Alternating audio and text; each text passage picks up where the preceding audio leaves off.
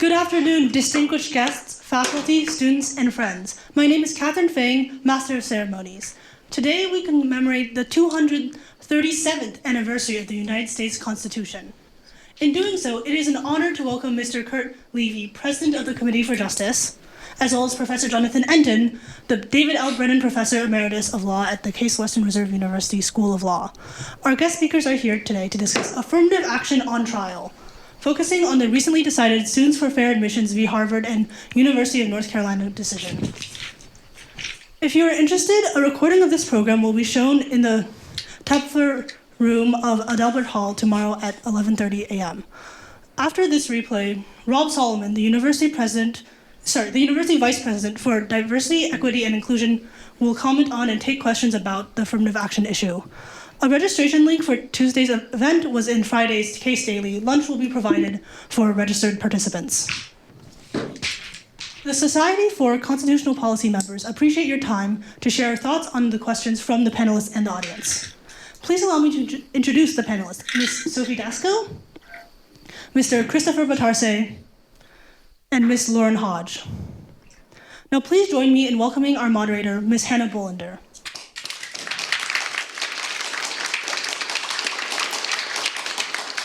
Thank you, Ms. Fang. Ladies and gentlemen, as Ms. Fang mentioned, we're here today to discuss the Supreme Court case Students for Fair Admission versus Harvard and its impact on race-based college admission. The recent ruling has fundamentally altered the legal landscape of affirmative action policies in higher education, making a pivotal moment in the ongoing debate over diversity, equity, and inclusion, and fairness in admissions processes. Affirmative action in the United States was rooted in the civil rights movements of the 1960s, designed to promote opportunities for historically underrepresented groups in education and employment. Over the years, key Supreme Court cases, such as the University of California v. Bakke, 1978, and Grutter v. Bollinger, 2003, upheld the use of race as a factor in admissions, arguing that fostering a diverse student body was a compelling government interest.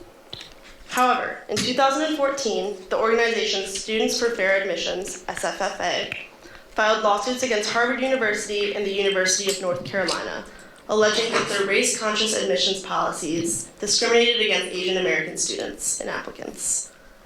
SFFA contended that such policies violated the Equal Protection Clause of the 14th Amendment, which guarantees equal treatment under the law. On June 29, 2023, the Supreme Court issued a 6-3 decision in SFFA v. Harvard, effectively overturning decades of precedent and ruling that race-based affirmative action in college admission violates the Equal Protection Clause of the 14th Amendment.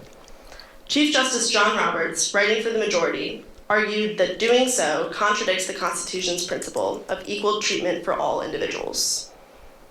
This decision has sparked intense reactions across the country. Proponents of the ruling argue that it upholds fairness and meritocracy, ensuring that all students are judged based on their qualifications rather than race. Opponents contend that it ignores the historical and systemic disadvantages faced by racial minorities and undermines efforts to promote diversity in higher education. Today, with the help of our esteemed guest speakers, we will examine the legal, social, and educational ramifications of this historic ruling. What does the future hold for diversity in college admissions?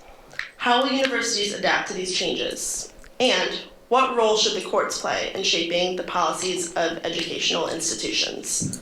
Mr. Levy and Professor Entin will each have 10 minutes for opening statements.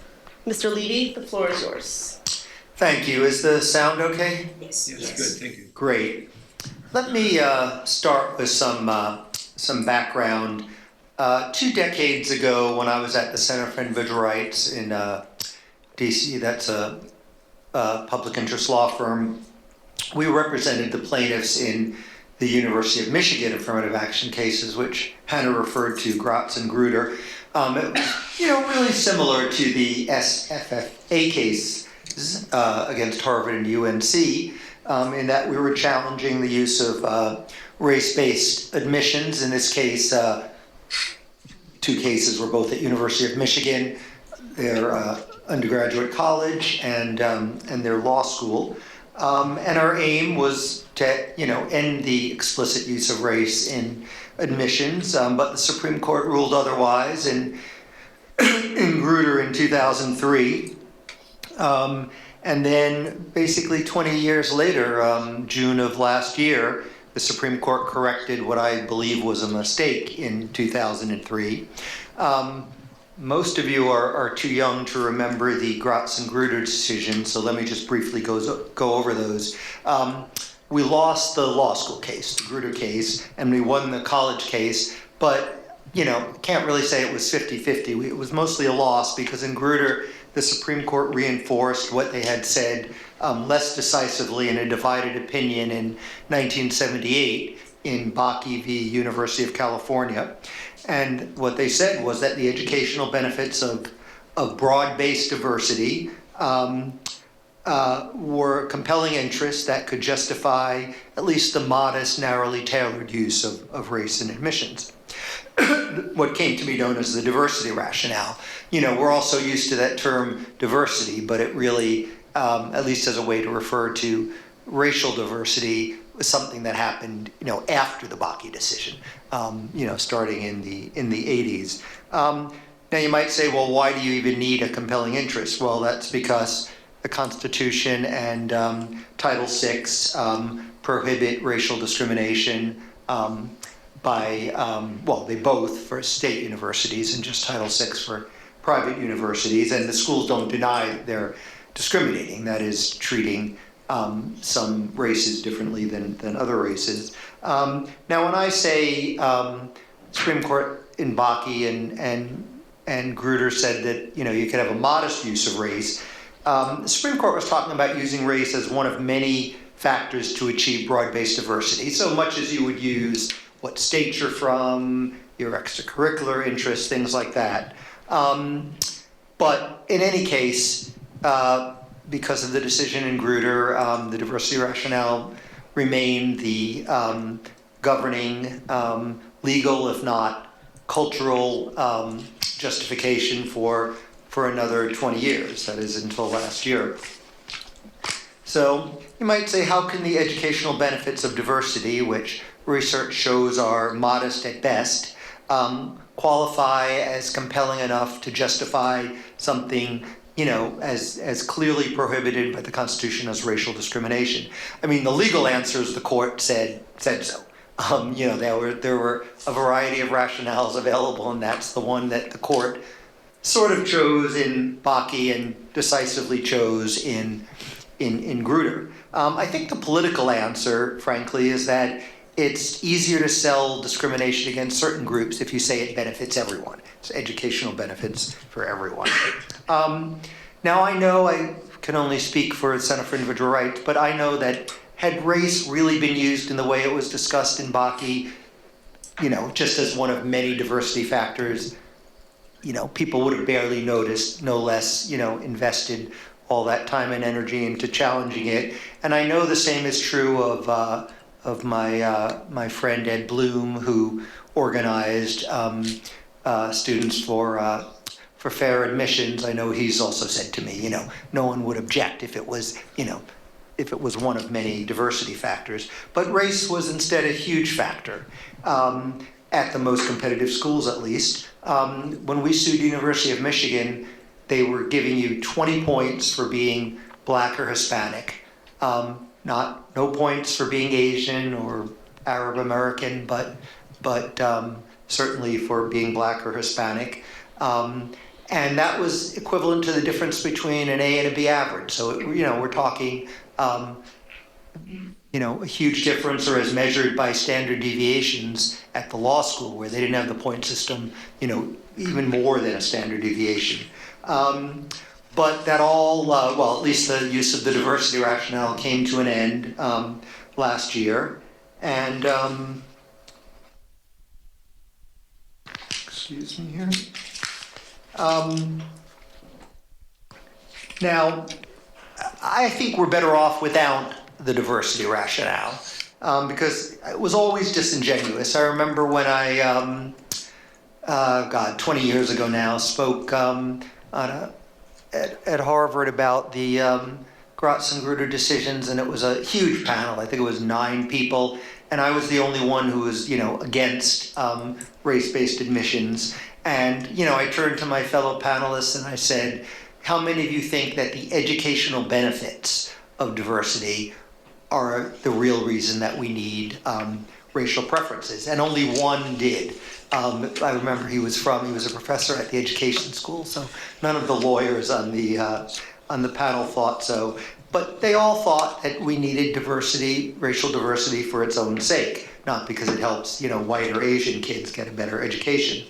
But the Supreme Court had been clear that you can't use race-based admissions just to achieve racial balancing, essentially a quota. So hence we wound up with the diversity rationale for 45 years. I want to focus on a few, we certainly don't have time to go over the whole opinion, but focus on a few aspects of it that really stick in my mind. Grutter had said that for preferences to be constitutional, they have to be limited in time. And it said, we don't expect that schools will need preferences for more than another 25 years. And people debated to what extent is that dicta, to what extent is it a holding. But in any case, the court in SFFA said 20 years later, the end is nowhere in sight, and pointed out that the defendants couldn't even articulate, beyond hand-waving when it would come to an end. And that's because the diversity rationale, unlike remedial justifications, which, by the way, are still constitutional, a school can still say, we don't have enough minorities because we discriminate against minorities. But remedial rationale comes to its end when, the disparity caused by the discrimination is over. There's no such thing for the diversity rationale. And another thing that sticks in my mind is that the Supreme Court pointed out that these schools were just lumping everyone together within these very broad-based categories. They, within a few racial categories, that there was really, they were treating the members of each group as if they were interchangeable, rather than as individuals. School also said a couple of things to which it sort of replied, how stupid do you think we are? Not in those exact words. One was that schools were not engaging in a quota, and it pointed out that they had, virtually identical percentage of each minority group from year to year, and then said something similar about the school's claim that we don't use race against anyone. Certain groups get a preference, but no group is disadvantaged by it. And again, the Supreme Court basically said, how dumb do you think we are? But it did end with a little bit of a loophole. It said, the Roberts opinion, that is, said nothing in this opinion should be construed as prohibiting universities from considering an applicant's discussion of how race affected his or her life, be it through discrimination, inspiration, or otherwise. Now, conservatives have criticized Roberts for putting that in there, but the SFFA brief said the same thing, so it's probably not a fair criticism. And Roberts did add that despite the dissent's assertion to the contrary, universities may not simply establish through application essays or other means the regime we hold unlawful today. What cannot be done directly cannot be done indirectly. In other words, don't cheat. A couple of things the decision didn't do. It didn't end all affirmative action. The decision doesn't in any way prohibit and leaves the door open for affirmative action based on other types of disadvantage, educational, socioeconomic, or really any type of disadvantage. It didn't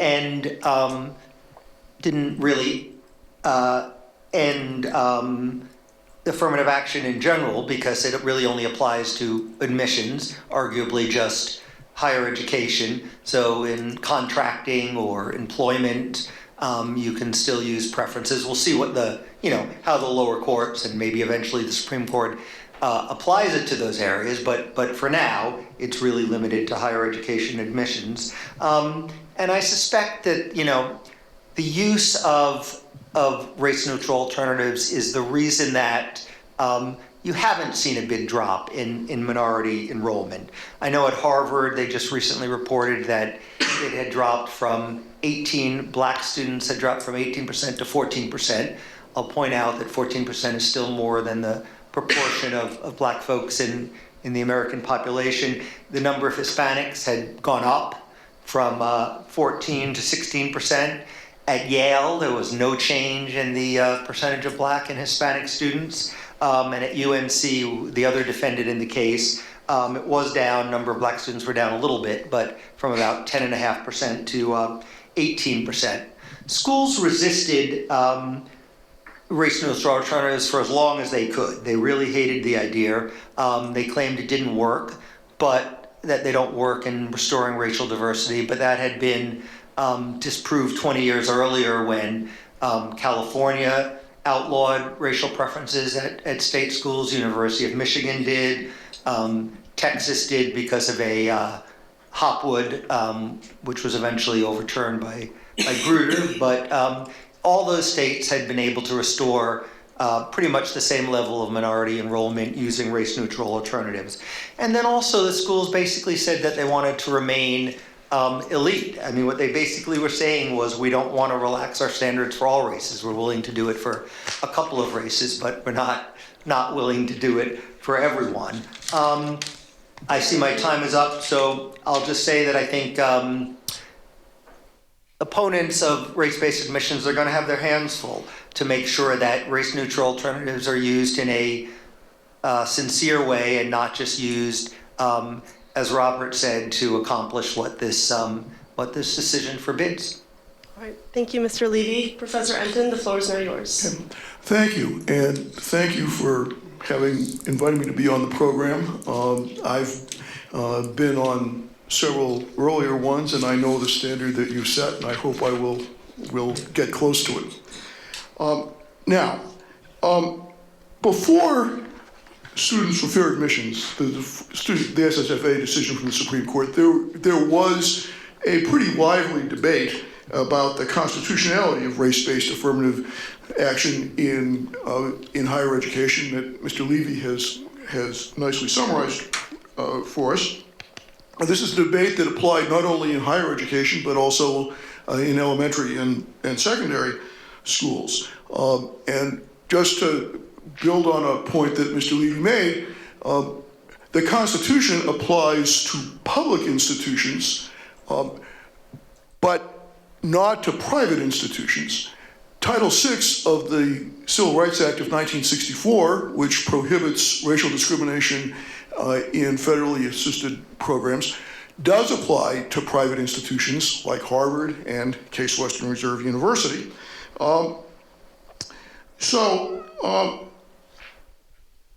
We could also talk about the ramifications of the SSFA decision beyond higher education, because Edward Bloom and other folks who opposed affirmative action in higher education have now begun to litigate other kinds of DEI initiatives in the private sector, but that's a subject for another day. But I think it's clear that some folks at least are taking the Supreme Court's ruling as a kind of a beacon for where to go from here. I don't want to get too bogged down in history either, but long before we started having debates about affirmative action, there was a fair amount of discussion about exactly what was problematic about racial discrimination in a constitutional sense. And I think we can see a couple of different strands of this approach in just the first Justice Harlan's famous dissent in Plessy against Ferguson. Most people remember that Justice Harlan said, "Our Constitution is colorblind and neither knows nor tolerates classes among the citizens." Now, on that view, race is always and everywhere an illegitimate basis for policymaking. But in a number of places in the opinion, Justice Harlan suggested a different kind of concern. And I think he got it most strikingly in this passage. This is a case about segregated railroad cars in Louisiana. And Justice Harlan says, everyone knows that the statute in question had its origin in the purpose not so much to exclude white persons from railroad cars occupied by blacks, as to exclude colored people from coaches occupied by or assigned to white persons. And then he said, no one would be so wanting in candor as to assert the contrary. Now, if that's the problem, and Justice Harlan didn't have to resolve that in the Plessy case, but if that's the problem, that suggests that perhaps for some purposes, race might be a permissible basis for making policy to the extent that the goal is to provide assistance to traditionally disfavored groups. Now, in other circumstances, we could have a nice involved debate about which is preferable as a matter of policy, as a matter of constitutional interpretation. But I agree with Mr. Levy. For the short term, at least, the Supreme Court has essentially resolved the constitutional question.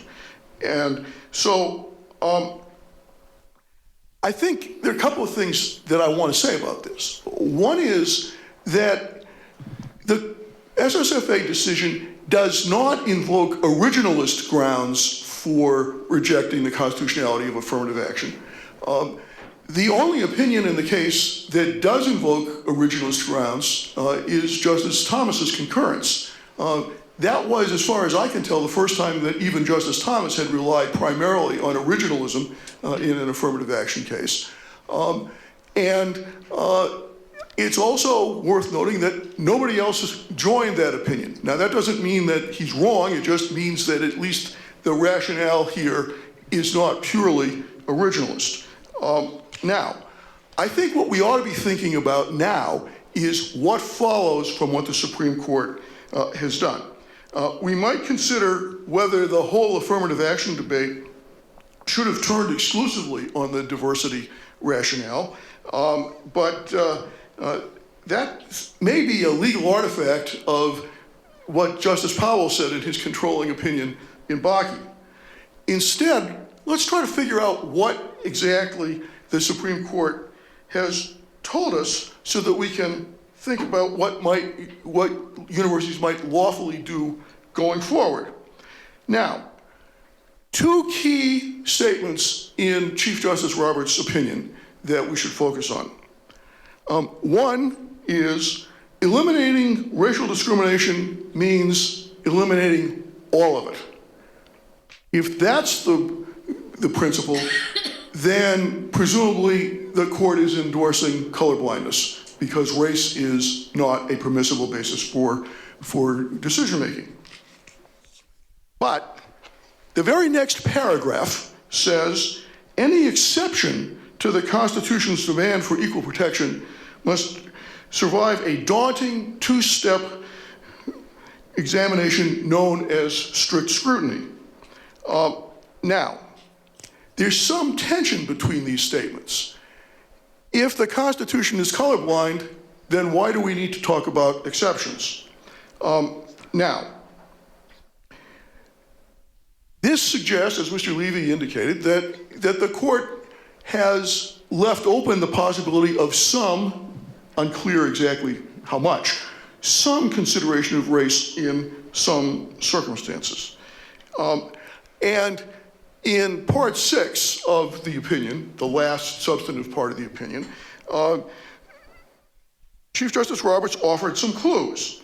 He said, universities are not prohibited from considering an applicant's discussion of how race has affected his or her life, be it through discrimination, inspiration, or otherwise. But universities can't, as Mr. Levy indicated, they can't simply maintain what the court condemned as consideration of race qua race in personal statements or otherwise. Any consideration of race must be tied to that student's courage and determination, or that student's unique ability to contribute to the university. Bottom line, the student must be treated based on his or her experience as an individual, not on the basis of race. Now, these statements do not eliminate the possibility of legal challenges going forward. And so let's think about where we might go. How can we tell how courageous an applicant is, or how much determination the applicant shows, or how uniquely the applicant can contribute to the university? Part of the plaintiff's argument in SFFA was that admissions officers showed bias against Asian applicants on subjective factors like personality, right? So if the demographic composition of entering classes remains similar, then critics may well suggest, as Mr. Levy indicated, that maybe the universities are cheating or trying to get around the Supreme Court's decision. So we'll see.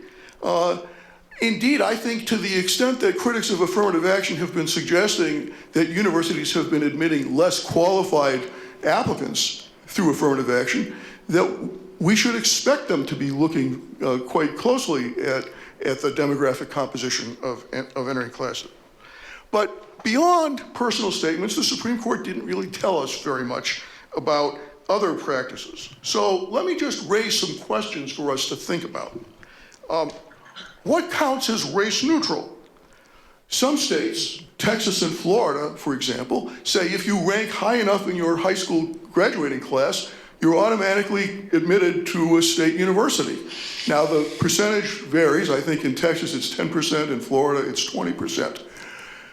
But these programs do promote a degree of diversity, but they promote that diversity because there is a high degree of residential segregation such that we have plainly predominantly black or Latino high schools, predominantly white high schools, predominantly others. And the folks who designed these programs know that. So we might ask, is this kind of program race neutral? Now, beyond percentage programs, what about targeting recruiting efforts to predominantly minority schools? At what point does that cross the line from race neutral into maybe racially biased? I don't know.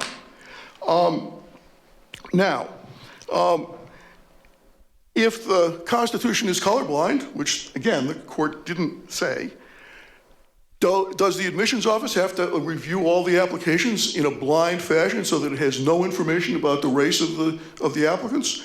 That may seem like a hypothetical, but some years ago, at a previous Constitution Day program, Ward Connerly, a notable affirmative action critic, said just that.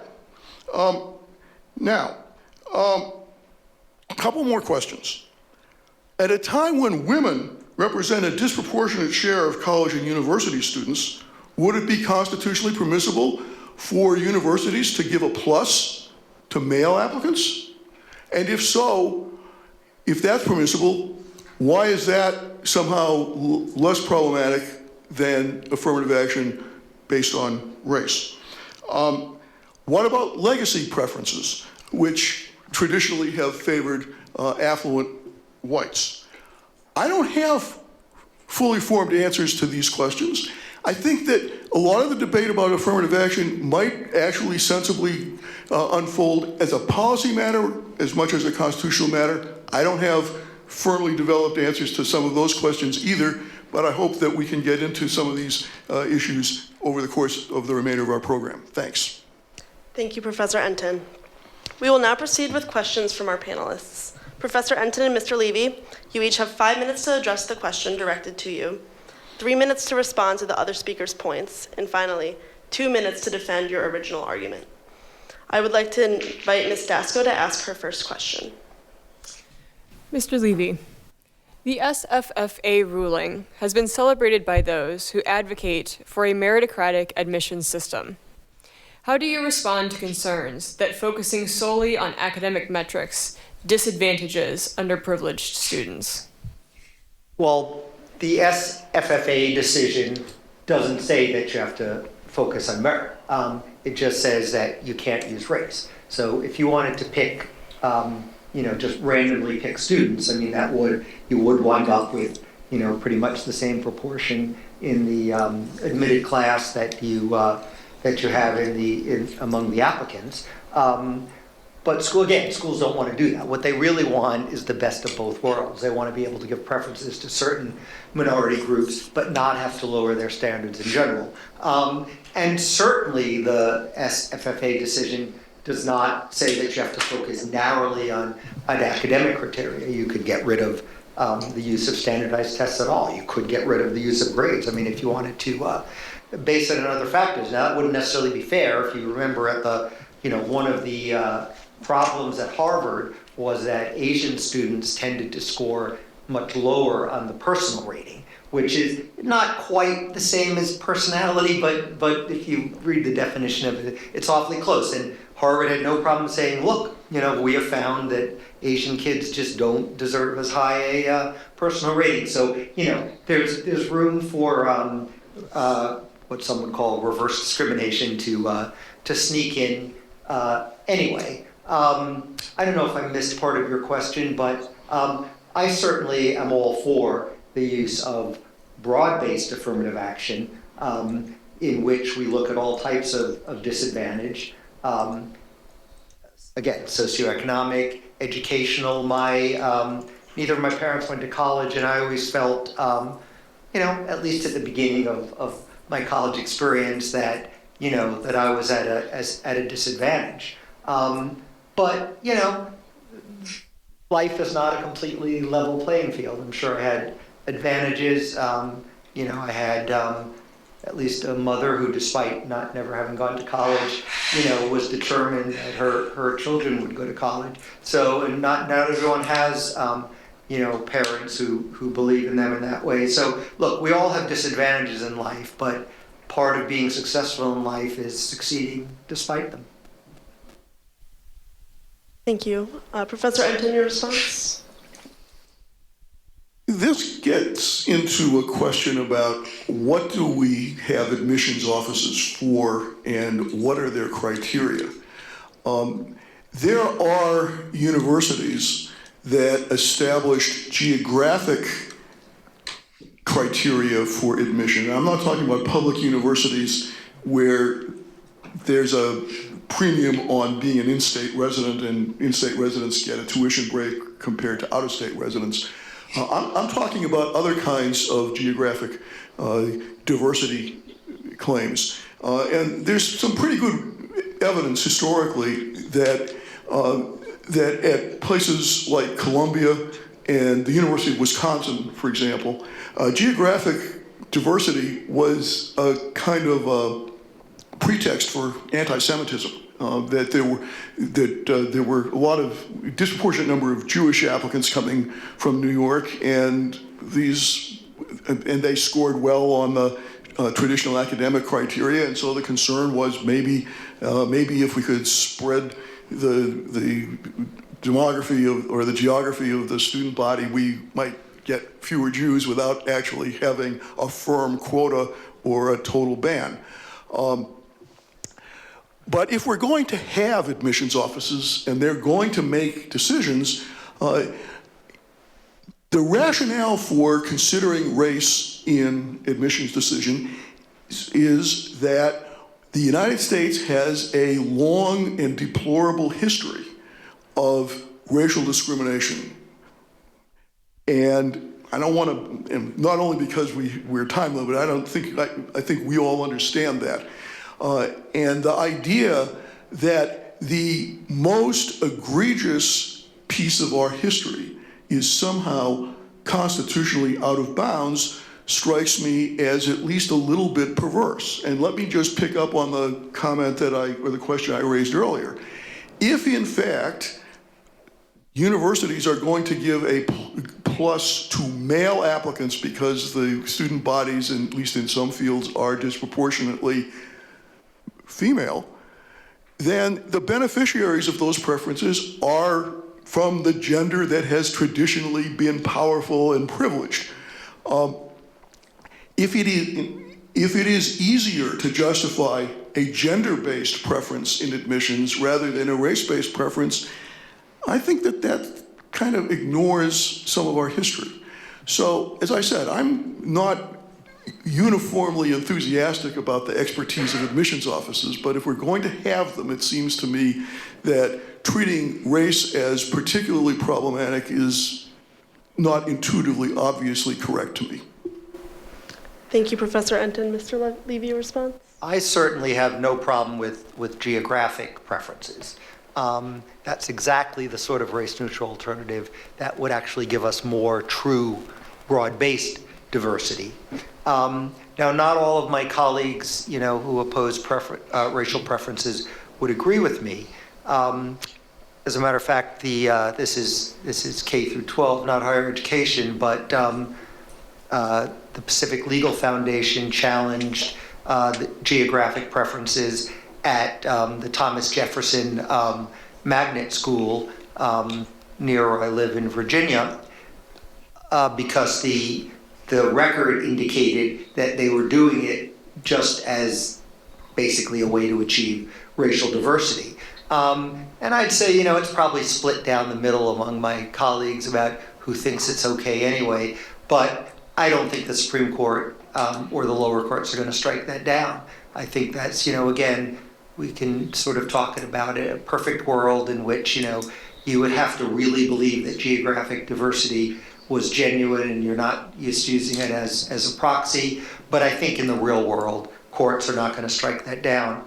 And also your point about Jews, not only can geographic preferences be used to implicitly discriminate against Jews, but about 100 years ago, there really were Jewish quotas at the top schools. And they basically made the diversity argument, is we don't want, 30% of our student body to be Jewish if only a few percent of the population is. As for the argument about,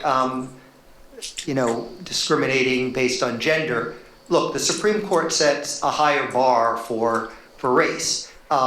It sets some type of intermediate scrutiny for gender, and of course there's no prohibition on legacy preferences under the Constitution or, arguably under Title VI either. But there's a reason that we set the bar high. I think racial preferences are particularly dangerous. I mean, in this case, you're putting either educators or the courts in charge of saying which races is it okay to discriminate against. And at any given time, there'll be ones that are favored and they aren't. But, again, I point to the history of Jews. Thank you. All right, I will ask Mr. Batarse to ask his first question. Professor Entin, some argue that socioeconomic-based admissions policies could be an alternative to race-based admissions. Do you think this is a viable solution, or does it fail to address the full scope of racial disparities in education? Well, if we were having this discussion before SSFA, I would have gotten into a lot more detail about a response to this question. But we're not talking before SFFA, we're talking afterwards. And so at this point, whether class-based affirmative action is more effective or less effective than race-based affirmative action is a nice academic sort of discussion, and there are certainly people out there who have been researching that. But in the real world, the question isn't now, is class-based affirmative action preferable on some ground to race-based affirmative action? Is it permissible? And I think nothing in the Supreme Court's decision, nothing in any of the opinions in the case calls that into question. Whether class-based affirmative action would be as effective, I think, is an empirical question. I know I was a demographer before I became a lawyer. I know a little bit about how you do that kind of research, but I haven't done things like that in a long time, so I don't really feel comfortable weighing in much detail on that. To the extent that race is off the table, and Mr. Levy is right, the Supreme Court has essentially said that the colorblind notion is a stronger view of equal protection than the anti-subordination view, whatever, as I said, whatever we might say about that as an intellectual matter. I think, given that race-based affirmative action in higher education is now off the table, class-based affirmative action strikes me as an appropriate thing to do, and I think it was an appropriate thing to do whether you had race-based affirmative action or not. How well it will work, that, as I said, that's an empirical question, and I'm not in the prediction business, so I will let it go at that. Thank you. Mr. Levy? Yeah, I mean, I agree with you. Socioeconomic or educational preferences, really any kind of race-neutral disadvantage should have always been on the table. And the fact that schools have to be led kicking and screaming into that, I think, is a shame. And I think it really, is because of, what Justice Thomas said 20 years ago in the University of Michigan decisions, that a lot of this is about aesthetics. Schools just want to be able to say, they want to be able to write down, we have 14%, black students. And they want to do it with compromising their academic standards as little as possible. So of course they're going to go for the, minority kids from affluent, well-educated families. But that's not who people have in mind. I mean, I can tell you from years of debating this, when people talk about the need for affirmative action, they usually reference, poor kids in impoverished areas, not, affluent black kids.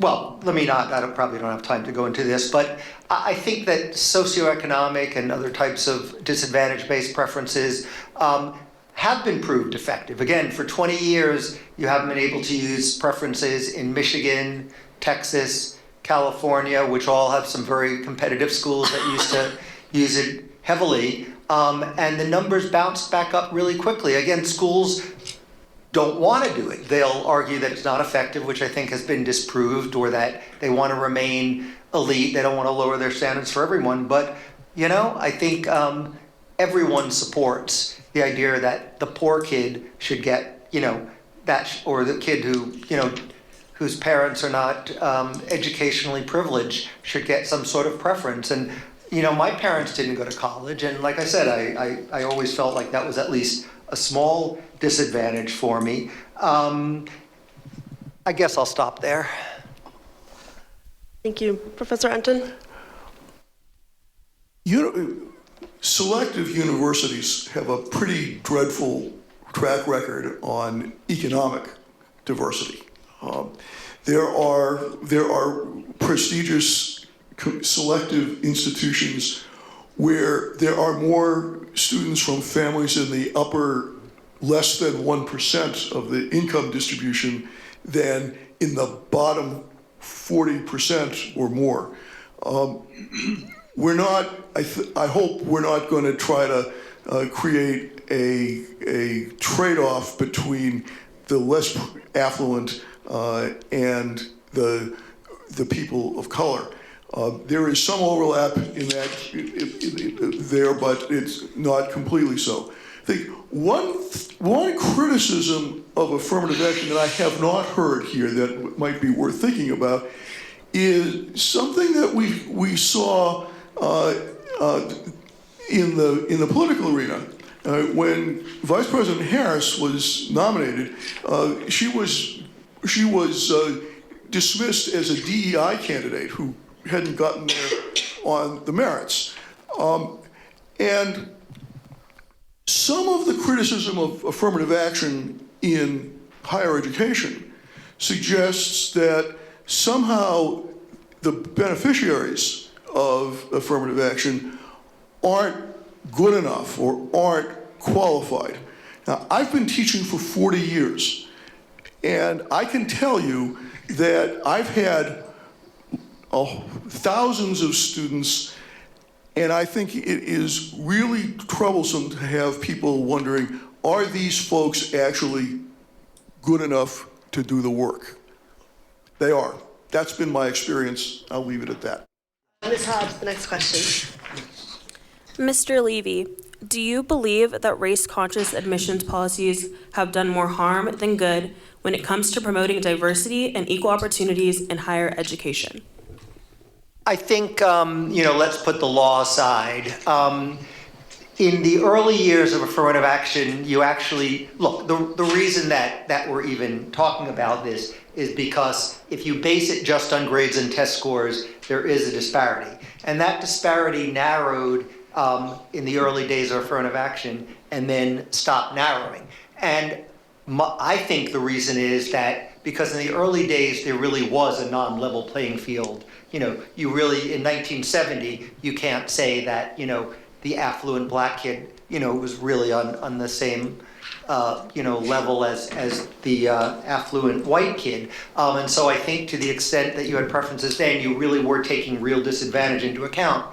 But, the people who are getting in, or were getting in under race-based preferences were, decades after that point. And I think once it became really favoritism rather than taking into account true disadvantage, then it didn't serve its purpose anymore. It no longer, was looking at a real remedial problem. And so the gap stopped narrowing. And it's because that gap stopped narrowing that the Supreme Court pointed out there's never going to be an end. There is no end in sight, and that's one of the big reasons why, again, I think if the justices could have convinced themselves that, all right, give it another 15 years and we won't need this anymore, you would have had a very different result. But I think the last 20 years has taught us that there's just the dependence on preferences was not getting any smaller. I also wanted to make reference to the mismatch theory, which was, Rick Sanders at UCLA Law School has been the biggest, proponent of it, for lack of a better word. But it's the idea that if you admit people on a lower standard, then they're in general not going to perform as well. And again, that would be true if you admit blonde people under a lower standard. And he pointed to the fact that the preferred minorities, blacks and Hispanics, tended to finish on average lower in their class, do less well on graduate school admissions tests, do less well in bar passage. And again, I think that's just obvious. How can you, there's no free lunch. How can you admit people under an admittedly lower standard and then expect them to do exactly the same?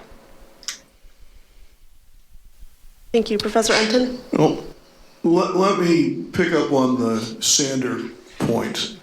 Just as a point of personal privilege, Rick Sander and I have known each other for a very long time. He actually was here at the law school about 3 or 4 years ago for a day-long program on one of his other projects, which has to do with the law and practice of fair housing. Sanders' argument about mismatch is at least controversial. It has generated a fair amount of debate. I'm not sure how many points the critics have necessarily scored against him, but I think that in some ways the mismatch argument kind of is peripheral to some larger questions. If you get into a selective institution, you gain advantages in that institution that you would not get if you went someplace else, even if you went someplace else and wound up getting higher grades or higher class rank. And so I'm not sure, even if we accept Sanders' work on mismatch, I'm not sure how much weight that should carry when we think about these sorts of questions. I mean, I don't mean they're irrelevant, I just mean that they aren't a gotcha. There may be downsides, and in fact, some folks do not want to go to selective schools because they find aspects of that experience or what they think will be that experience unattractive, and so they go to other places. But We're talking about the Constitution today, and I'm not entirely sure, again, how much constitutional significance mismatch theory has, whatever statistical or policy relevance it might have. No, I think it has, I'm sorry, it is. Go ahead, Okay. yes. I think it has moral relevance if you're going to ask certain racial groups to kind of take a hit for in order to remedy discrimination, of past generations, then you should at least be able to argue that it's doing good. That that it's not doing as much harm as it is doing good. Along with mismatch theory comes the so-called cascade effect, where it was never the case that affirmative action made higher education more diverse. It was just that minorities arguably would go to a slightly lower ranked school, but overall diversity would be the same, because obviously at the bottom there's schools that are not, really competitive at all to get into. I remember when we were litigating the Michigan cases, we were definitely outscored based on amicus briefs, and one of the amicus briefs, maybe there might have even been two, from corporations arguing that, we recruit at the top schools and we're not going to be able to recruit minorities if minorities don't go to the top schools. And I always remember thinking, who said you have to just recruit at the top schools? There's yes, there are a lot of advantages to going to the top schools because we live in an elitist society. How about having a slightly less elitist society, and maybe we'd be more motivated to do it if the only way we could maintain diversity in corporate America is for them not just to recruit at the top schools. Thank you, and we will move on to our very last question for the day before we take questions from the audience. I invite Ms. Dasko to ask her second question. Professor Entin, how would you respond to critics who say that affirmative action policies perpetuate racial divisions rather than reduce them? It strikes me that there is something to that, but I think the question that we ought to be asking, again, if we're thinking about this in constitutional terms, is why does that matter? In First Amendment law, we have a doctrine called the heckler's veto. That is to say, members of the audience who disapprove of what a speaker is saying don't have a First Amendment right to shut down the speaker. By the same token, it seems to me that if people don't like affirmative action, or they don't like racial diversity, that may be politically relevant, but I'm not sure why it should be legally relevant. Now, I want to be clear. I'm a law professor, but for most of my time at this university, I've actually had an appointment in the political science department. So, I'm not one of those people who thinks that the law is a closed logical system, right? But if you're asking me about what relevance does this have for constitutional analysis, I would say not very much at all. Now, if you're asking me as a policy question, what do we do? Well, politics used to be called the art of the possible. And so opposition is, in that sense, is relevant to how you proceed.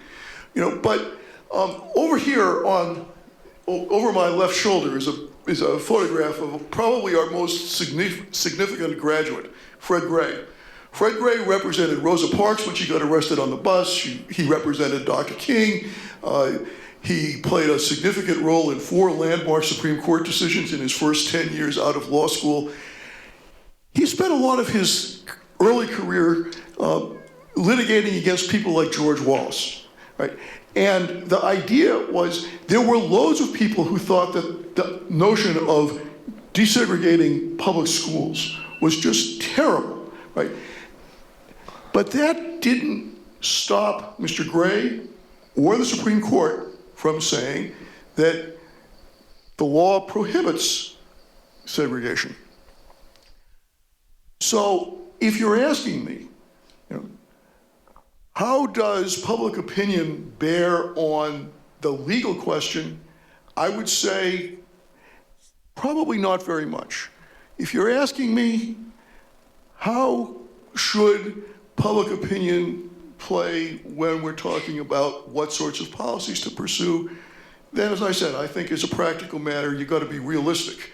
But I don't, just as I don't think that the heckler gets a veto over the speaker, it seems to me that just because some folks are strongly against affirmative action doesn't necessarily mean that we shouldn't try to do the right thing.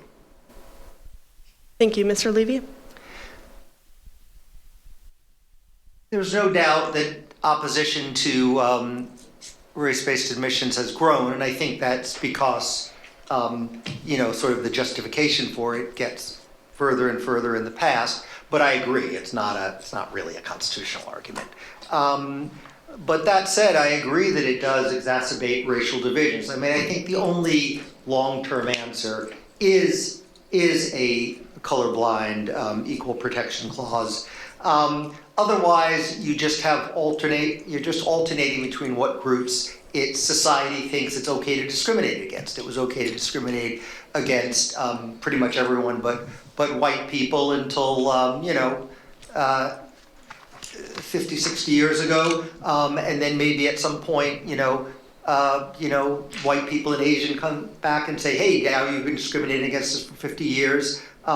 Maybe we deserve some sort of preference because when our parents went to school, they were discriminated against, and maybe Jews should get a preference. I mean, at the end of the day, should it really just be about disparities, or should it be about who was discriminated against? And Jews were really, really discriminated against. So I think that, anything short of colorblind, and we're just getting into this political game where elite educators or the courts are going to decide against which groups is it now fashionable, permissible to discriminate, and I think that's a dangerous game to play. Professor Entin, a response? Yeah, let me come back to Ms. Daskow's question from the other side, if so to speak. I mentioned Fred Gray litigating lots of school desegregation cases. If you look at the experience of the pioneer black students who went to newly desegregated schools, it was not a uniformly happy experience. The Little Rock Nine couldn't get to Central High School without the 101st Airborne, and James Meredith couldn't get into the University of Mississippi without 10,000 federal troops being sent. But I know the lead plaintiff in the Macon County Schools case in Alabama. He used to tell, we worked on a civil rights project together decades ago when we were college students, and we were talking about where we went to high school, and he just casually said, well, I went to 3 high schools. I started in a black school, and then there was a lawsuit, which he didn't say he was the lead plaintiff, but there was a lawsuit. So then I got to go to the white school, but they blew up the white school, so I wound up going to yet a 3rd school. Look at what happened to the students who desegregated Clinton, the high school in Clinton, Tennessee, which was also blown up. I mean, one of the problems that we need to think about is that we have a lot of history. Things may be better now than they were 60, 80, 100 years ago. But when we talk about who's bearing the brunt, right, a lot of times it's the newcomers, the pioneers. And so when we try to do things, we ought to think not only about, well, how do you mollify the opponents, but also sort of how do you protect the beneficiaries, which we have not always been so good at doing. Thank you both for your responses, and to our panelists for their questions. The speakers will now accept questions from the audience. Please keep your questions concise and respectful. Okay, so 2 quick comments. One is class-based affirmative action, or class-based preferences might have all sorts of other unexpected effects, including particularly white rural people might possibly be affected by that. So I don't know what the effect would be. I'm wondering for Mr. Levy, it seems that the logic of your case would suggest, for example, that minority contracting preferences, that 10% of the contracts should go to companies with sufficient minority ownership, and also mandatory consideration of diversity in hiring for university jobs would seem to be, by your standards, also something that not only is illegitimate, but that the Supreme Court should overturn. What do you think? Now, I don't know if this was your point, but when I heard you say white rural people, I thought, God forbid, they tend to be conservative. Maybe even in this state. No, I'm not saying you were. That's why I said I don't know what you were thinking, but that's what occurred to me. A lot of people would say that's not the kind of diversity. A lot of people in academia, frankly, don't want I'll use the senator from the state, J.D. Vance, supporters to be what adds diversity. But if you really believed in the diversity rationale as articulated in Bakke and Grutter, then we're talking broad-based diversity, and there is a shortage of conservative students and faculty in academia. And we should the conservative part. There's a shortage of rural poor people. Yeah. For sure. I mean, a huge shortage of poor people in academia. So again, I'm sorry, I didn't mean to imply that you were saying that. That's just the first thing that struck me in my mind, that, that schools are probably the most insincere entities when they talk about wanting broad-based diversity. That's in many ways the last thing they want if it's really ideological diversity. As for contracting, I think you could make a good case that, and I was involved in some of these lawsuits long ago, challenging contracting preferences, that you shouldn't just be able to assume, under, I think it's 8A and 8B, but basically there's a assumption that if you're a minority, you're economically disadvantaged. Get rid of that assumption, and I have no problem with it, especially in federal contracting, where I think there's been a level playing field, as a matter of fact, and preferences for minorities for a long time. But I don't know if I would get rid of contracting preferences everywhere, because I think there are places where you still have a remedial justification, where you still have an old boys network and contracts are awarded on that basis, and you really can say that if minorities are underrepresented, then then there's a remedial justification for doing away with that. I guess I'm less sympathetic in academia, where I think academia tends to be very elitist, and we're basically talking again about preferences for minorities that grew up in affluent, well-educated families versus, white or Asian people who grew up in affluent families. And I don't think there's much harder for me, at least as a policy matter, to accept that type of reverse discrimination. But as a legal matter, what are the implications of the Supreme Court's holding? I think right now, virtually nothing. I mean, we'll have to see what the lower courts do. I would have argued that there's a lot of similarity, that, the Supreme Court has treated those three areas, employment, contracting, and admissions, very differently. I mean, up until a year ago, you had the diversity rationale in higher education, arguable whether you ever had it in K through 12. In employment, we had very old cases from a much more liberal Supreme Court, which still basically sort of said the diversity rationale was okay, although if you remember in the Taxman case, the supporters of racial preferences, gave Sharon Taxman a lot of money to make sure that case ultimately did not get heard by the Supreme Court, because they didn't think it would go as well. And then in contracting, you had Adirondack, but I'm not sure anyone really took that seriously. You still had the 8A and 8B programs under the SBA, in which there was an assumption that if you were a minority, you were economically disadvantaged. I think you could make an argument that this as being sort of three almost unrelated areas never really made a lot of sense, but they remain three different areas, and it's not up to me whether they are. It's up to the Supreme Court. Thank you. I'd like to move on to the next question. I believe we had one here. I just have some observations, not really a question, but I spent about 40 years working for the most part, in pretty selective, affluent private schools, and then I ended up spending about 10 years doing college guidance in a much less affluent situation. And I do think the economics, my years in the affluent schools, I had some amazing African-American students who probably wouldn't have gotten into the most selective schools if it hadn't been for affirmative action, and they succeeded, and that was fantastic. I had one student who's happened to be an African-American student. His father was a professional dentist or doctor or something, and I didn't think he had the character that many of the others, and he still had the opportunities. He was picked up at the same schools that the African-American students who came from relatively modest economic backgrounds. But you can't, discriminate against people because their parents are successful and wealthy. But that was one factor. But I had, in my less affluent school, it wasn't sort of getting into the big names. It was getting into a school that the kids were more interested in getting into schools where they can make a difference in environmentalism or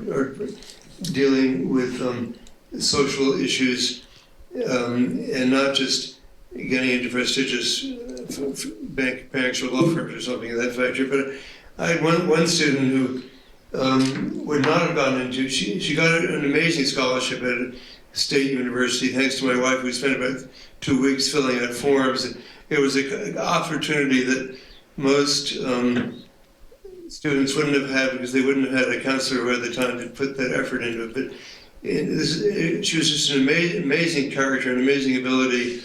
And because of the effort and the scholarship, she got an opportunity to go to a highly selective state university that wouldn't have happened without that assistance. And then I had one student who was a very affluent, a brilliant Asian American student, but he was applying to the highly selective engineering schools, and he got discriminated against by the interviewer because the interviewer asked the student, did you appreciate all the work your parents put into helping you get into these selective colleges, or to financing these selective colleges? And this student basically didn't know how to respond to that because in his culture, parents were supposed to spend their efforts and energies in helping their children succeed in life. And the admissions director wrote a very negative admissions interview, and I was able to respond to the university, and he sort of apologized, and Celeste suggested that he not interview anybody else in the Cleveland area. But there's a lot of injustice out there, but I do think economic and certainly the affirmative action with race is certainly a big factor, and is never going to be a perfect solution. What I've been reading about is there are a lot fewer minority students getting into college. You mentioned there are slightly fewer in some places, not a huge drop, but I think it will be. Colleges can seem to be no longer use standardized test scores. They can't use a racial background, and there are a lot of things. And yet they're giving amazing benefits to athletes, which is... Excuse me, sir, is there a question here that we can respond to? No, my response is that I think, I just respond that economics is as important as race. Thank you. I believe we have some student questions over here I'd like to move to.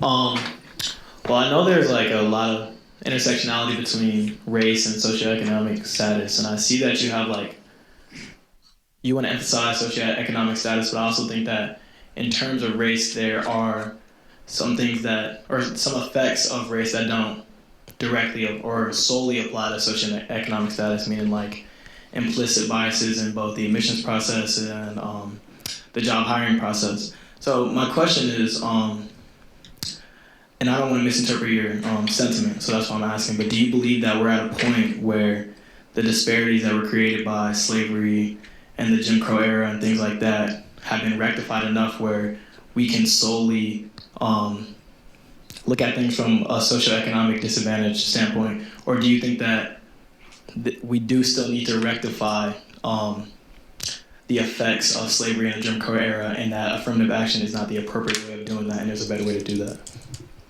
I mean, I think it's enough generations behind us that we can't just assume that if you have a certain color of skin that you're disadvantaged. But that does not mean, again, that you can't have, when I say, socioeconomic preferences, really any type of disadvantage that you can demonstrate. And the Supreme Court, I think made that clear. So, to the extent that we are affected by discrimination against Jews 100 years ago or against Black people, decades ago, I think those manifest themselves in various ways. Less wealth, not the same educational background to your parents, but you can take all that into account. And as I said to you at lunch, when I would debate this, following the Michigan decisions, and I would say to people, do you really think that a black kid who grows up next door to you, whose, father works at the same law firm and they were best friends in college and their house is worth the same, that, that black kid should get 20-point advantage, the difference between an A and a B. And I don't remember even once that somebody said, yeah, I still think they should get a 20-point advantage. Now, maybe a smaller advantage, but like I said, if we were really talking about race being used as one of many diversity factors, I don't think we would have ever had these cases. I think people would have barely noticed. Thank you. We have a question over here. Sorry if I'm misinterpreting what you were saying, but there seems to be a focus on race-neutral and more holistic applications that focus on socioeconomic status and stuff like that. I wanted to quote directly from the dissent of SFFA versus Harvard, where Justice Jackson says, our country has never been colorblind, given the lengthy history of state-sponsored race-based preferences in America. To say that anyone is now victimized if a college considers whether that legacy of discrimination has unequally advantaged its applicants fails to acknowledge the well-documented intergenerational transmission of inequality that still plagues our citizenry. I guess my question is, how do you respond to this? What do you think about this? And do you think that it has any basis for legal standing? Yeah, again, yes, disadvantage can be transmitted, but it doesn't happen by magic. It will show up in, my family isn't as wealthy. I don't live in a nicer house. My father doesn't work for the same law firm. My father didn't go to college. So, again, you can get at this through real disadvantages instead of just assuming that because, I'm a certain race, or in the case of Jews, a certain religion, that, I should get a preference or I should get some sort of deficit. And, a lot of people say what you say is, why should the white or the Asian kid object? But I remember Jennifer Gratz, Barbara Gruder maybe because she was older, I don't think she took it as personally, but Jennifer Gratz, took it very personally, the fact that she ultimately went to the University of Michigan at Dearborn because Ann Arbor wouldn't accept her, although she, again, if she had been black or Hispanic, she would have gotten in. She felt very stigmatized. I mean, she would always make reference to the fact that I don't understand why I'm being treated this way just because of my race. So I think that it's, just to think that there's no cost for it, psychological or otherwise, I think is just not accurate. Could I just quickly say something on this? One implication of the majority opinion in SFFA is that students are going to have to try to make themselves seem like they've had all of these burdens that they've somehow had to overcome. Given what I take to be the personal statement industry in college applications, I think that a lot of people who might not want to talk about these sorts of things are going to feel like they have to talk about them because that's all that that apparently is permissible. That's a downside that I think is at least worth thinking about. Just as I think it may be not so easy for an applicant to say, well, I'm a black applicant with professional parents. How are they going to know whether their house isn't as fancy or is worth as much as those of white professionals? I don't know. I mean, it seems to me that the idea that if we're going to make race essentially always and everywhere irrelevant except when applicants think that they need to tug on some admissions office's heartstrings is not necessarily a good place to be, however it compares to where we were before. Yeah. All right, and for the interest of being respectful of everyone's time, that will be our last question. I'd like to invite Mr. Levy and Professor Entin to begin their closing remarks. Mr. Levy, the floor is yours, 5 minutes. You know, and I'm old enough to remember when there was no personal statement industry. I mean, you know, my parents, well, we were sort of, our high school was two different, came from two different junior highs. And if you came from Herrick's, like I did, then you certainly couldn't afford, you know, SAT courses and a consultant. But even the kids who came from Shelter Rock Junior High School, they didn't have consultants because there was no such thing. So it just strikes me, you know, as I'm thinking about that the advantages of coming from an affluent, well-educated family have only grown since I was in high school, you know, not gotten less. I think that just makes the case for socioeconomic preferences more compelling.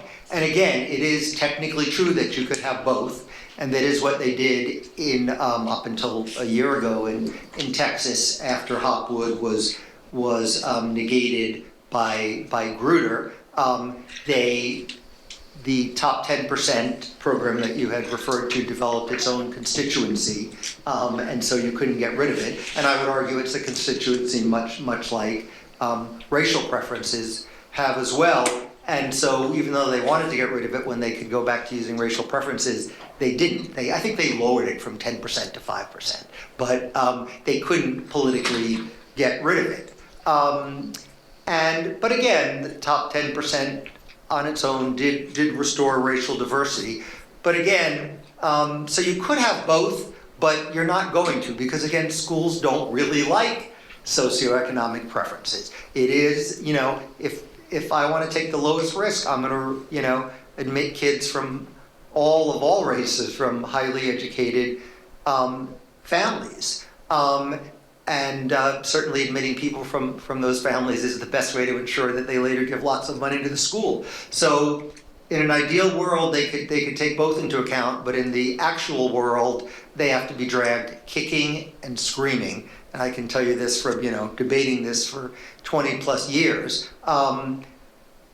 You know, they just don't want to do it. The moment that Grutter came down, the schools all wanted to get rid of that top 10% plan. I mean, you know, there were other constituents for it, minorities and poorer whites, but probably the biggest people pushing to get rid of that was the universities. They just, again, for reasons I may not completely understand, they don't want socioeconomic preferences, but that's really what people have in mind. I mean, just take it out of a law school. And when I talk to, you know, just people who aren't lawyers and debate this, there's always a reference to the poor kid. How can you expect the poor kid who grew up in an impoverished neighborhood and, you know, had to deal with gang violence to do as well in the SATs? And that's probably true. It's almost surely true, certainly to some extent, but those kids got really no preference based on that upbringing, and now they're finally going to get a preference, and I think that's a good thing. And will some affluent minority kids be displaced by poorer minority kids, or even, God forbid, you know, poor rural white kids? Yes, but I don't think that's a bad thing, and I'll stop there. Thank you. Professor Entin?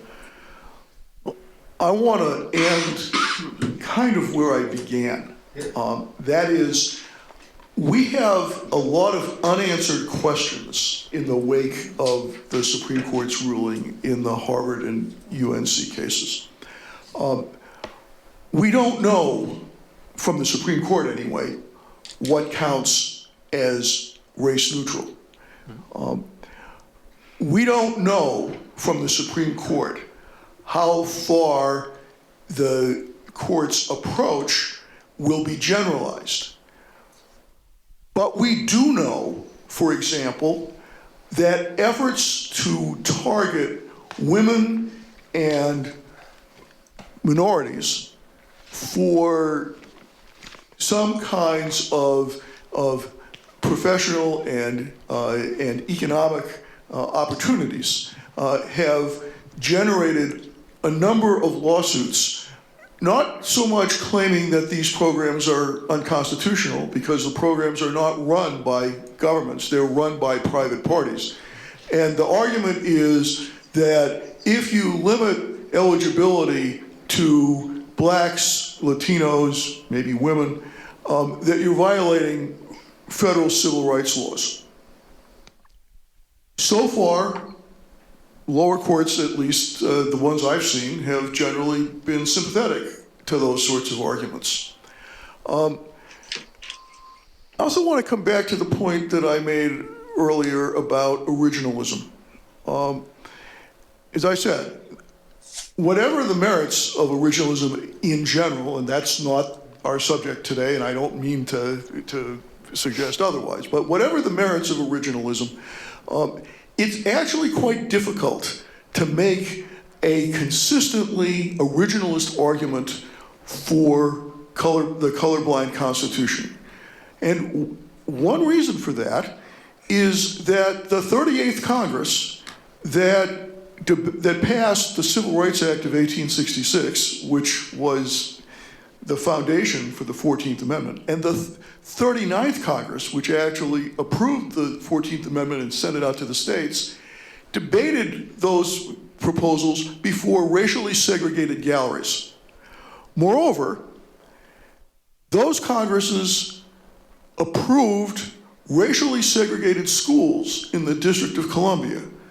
Now, there may be reasons, political explanations for why those Congresses did those things. But it seems to me that those facts make it very difficult to make an originalist argument for colorblindness. Of course, originalism isn't the only way to interpret the Constitution. And even the current Supreme Court, which has emphasized originalism and history and tradition in many of its decisions, has not single-mindedly pursued originalism. So I will say, if I had been on the court, I would have dissented in Students for Fair Admissions. But as I also said at the outset, for now, that argument is foreclosed, right? The court has spoken, and the question that we need to think about is how broad are the implications of this ruling? I don't know, but it strikes me that we're going to see efforts to, beyond the ones we've already seen, to extend this approach to a variety of other settings. And I hope that at least some of those efforts will not succeed, even as I remain a little skeptical about admissions offices in educational institutions for maybe some reasons that Mr. Levy and I might agree on, and maybe for some other ones. But I think I hope we've had a good discussion. I hope that what we have said today has at least been a little bit enlightening, so that wherever you stand on these issues, I hope that you've gotten a little less heat and a little more light. Thank you. And feel free to ask me questions afterwards if you have any. Sure. Well, thank you both. I would like to now invite Ms. Feng to deliver her closing remarks. Ladies and gentlemen, the Society for Constitutional Policy members express our most sincere appreciation to Mr. Levy and Professor Entin for joining us today. We give special thanks to the Office of the President and the Provost for their support. We would also like to thank our many contributors without whom this event would not be possible. The School of Law, the Department of Political Science, the Center for Policy Studies, the Federalist Society, our student panelists, moderator, timers, and volunteers, and our wonderful advisors, Professor Locker, Professor Chodakov, and Dr. White. Thank you. We wish you a great rest of your night, and we invite you to join us for a reception upstairs in Ben's Place.